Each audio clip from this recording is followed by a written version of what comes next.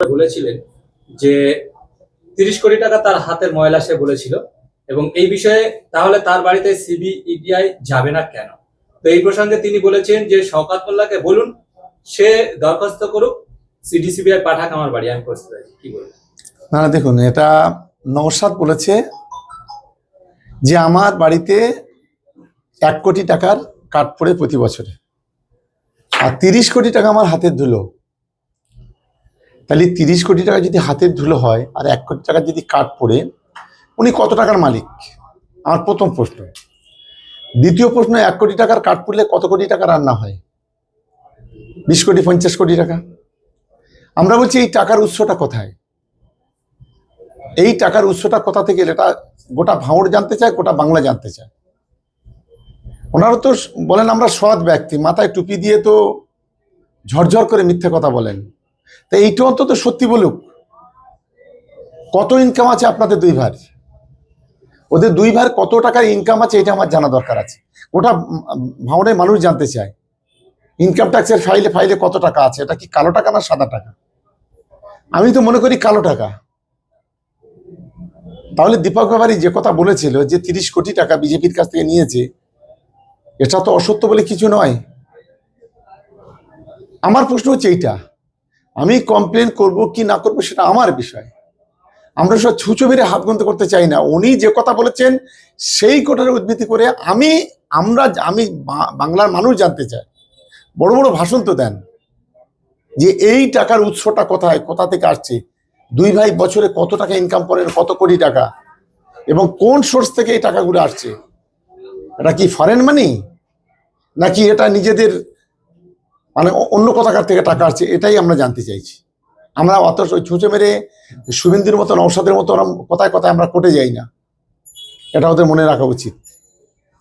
তাহলে তাদের যদি 30 কোটি টাকা যদি হাতে ধুলো হয়, তাহলে তারা তো বলেছিল যে বাড়ি থেকে এনে ভাঙড়ের উন্নয়ন করব, ভাঙড়ের হসপিটাল করব, এখনো পর্যন্ত হয়নি। কি বলবেন তাহলে? ভাঙড়ের মানুষ এটুকু জানতে চায়। আমি তো বলছি যদি 1 কোটি টাকার কাট পড়ে, তাহলে আপনি যে 50 কোটি টাকা খরচ করেন ভাঙড়ের মানুষের জন্য গত 5 বছরে কি করেছেন?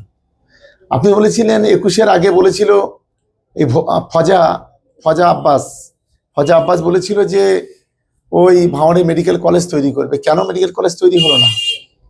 কেন 1 ফুট রাস্তা হলো না গত 5 বছরে ভাঙড়ের মাটিতে? কেন একটা ব্রিজ, একটা কালভার্ট হলো না? কেন ভাঙড়ের ছেলে মেয়েদের হাতে খাতা কলম তুলে দেওয়ার কথা বলেছিলে, সেটা হলো না? 11 তারিখে ভোট গণনার দিনে সেদিন পুলিশের গুলিতে, পুলিশের সঙ্গে এনকাউন্টারে মারা গেল 3 জন আইএসএফ এর। সন্ধ্যা থেকে রাত 12টা পর্যন্ত তো আইএসএফ গুলি চালিয়েছিল। একজন কনস্টেবল, একজন অ্যাডিশনাল এসপি গুলিবিদ্ধ হয়েছিল, একজন র্যাবকে অপহরণ করা হয়েছিল। তাহলে সেই যে 3 জন ছেলে মারা গেল, তাদের আপনি ক টাকা দিয়েছেন? আমি তো শুনলাম 3 জনকে 1000 করে টাকা দিয়েছেন। এ তো একটা ভিখারি দেয়। বড় বড় কথা বলছেন, শুধু বড় বড় কথা বলে বাংলার মানুষকে বোকা বানাচ্ছেন। ভাঙড়ের মানুষ কিন্তু এটা একদিন জবাব দেবে। ভাঙড়ের মানুষ জানতে চায় যে আপনি গত 5 বছরে কি কাজ করেছেন, তার খতিয়ানটা একবার তুলে ধরুন। আপনি বলেছিলেন যে আব্বাস সিদ্দিকী যদি ক্ষমতা থাকে, সাহস থাকে, আপনার বিরুদ্ধে দাঁড়িয়ে থাকা, তার কিন্তু কোনো প্রতিক্রিয়া এখন আসে। আমি আজও বলছি আব্বাস সিদ্দিকী বলা ভুল হবে। আমি সিদ্দিকী শব্দের অর্থটাকে অসম্মান করতে পারি না। ফজা আব্বাস আর ফজা নওশাদ দুজনকেই বলছি, এদের যদি হিম্মত থাকে, বুকের পাটা থাকে, কে কোথায় দাঁড়াবে বলুক? যদি লেজে গোবরে করে না ছেড়ে দিতে পারি, আমার নাম শওকত মোল্লা নয়। গোটা তৃণমূল কংগ্রেসের পরিবারেরই ভাঙড়কে নিয়ে চোখে চোখ রেখে লড়াই হবে। কত গ্রহণযোগ্যতা আছে এটাই আমরা দেখতে চাই। ধর্মকে সামনে রেখে যারা রাজনীতি করে, যারা নবীদ দিবসের মঞ্চটাকে রাজনৈতিক মঞ্চ হিসেবে ব্যবহার করে, যারা ইসালের সব, যারা জলসার মঞ্চগুলোকে যারা রাজনৈতিক মঞ্চ হিসেবে ব্যবহার করে, আমরা তীব্র নিন্দা করে তীব্র ধিক্কার জানাচ্ছি। দ্বিতীয়ত, এই ফজা যে এখান থেকে মানে ঘটকপুকুরের মাটি থেকে যেভাবে আমাদের জাহান্নামের কুকুর বলেছে, জবাব একদিন আমরা দেব।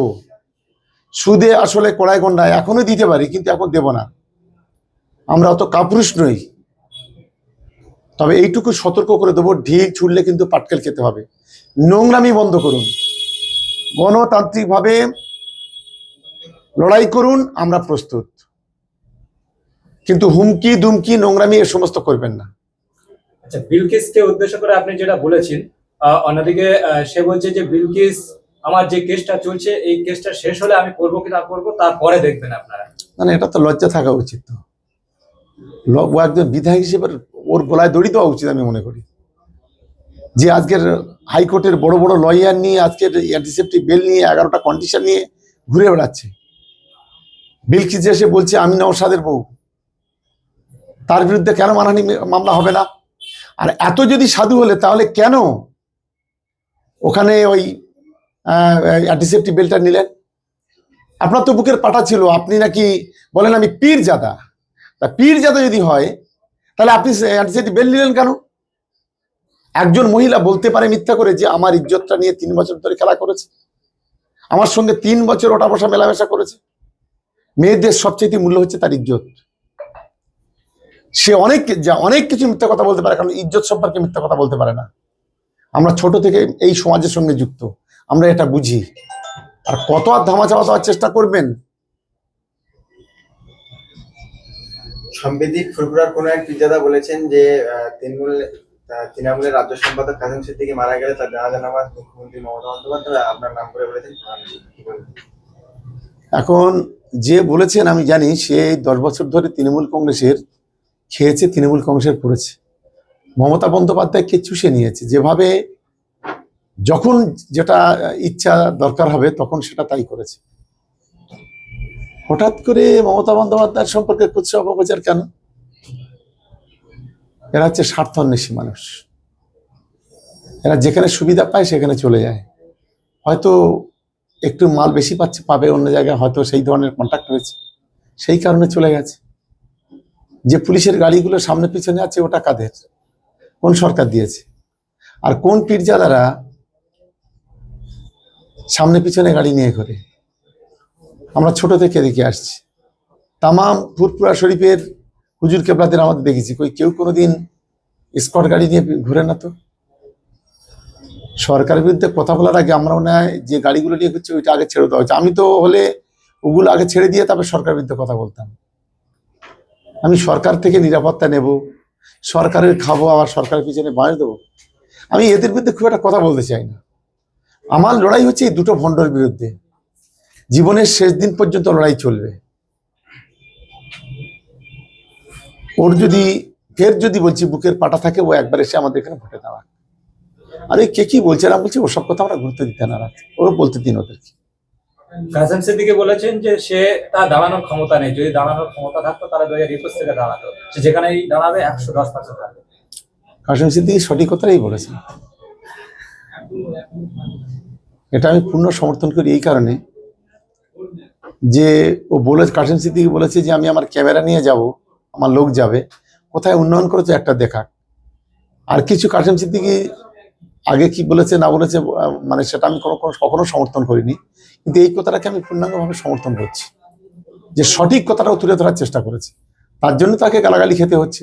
তার অনেক ঘটনা হচ্ছে কি, তুমি বিজেপিতে যাও তোমাকে গালাগালি করবো না, তুমি সিপিএমে যাও তোমাকে গালাগালি করবো না, তুমি যদি কংগ্রেসে যাও গালাগালি করবো না, তৃণমূলে গেলে তোমাকে গালাগালি করবো। কিছু ফজা আছে, গাঁজাখোর খৈনিখোর, তাদের কাজ হলো এইটা।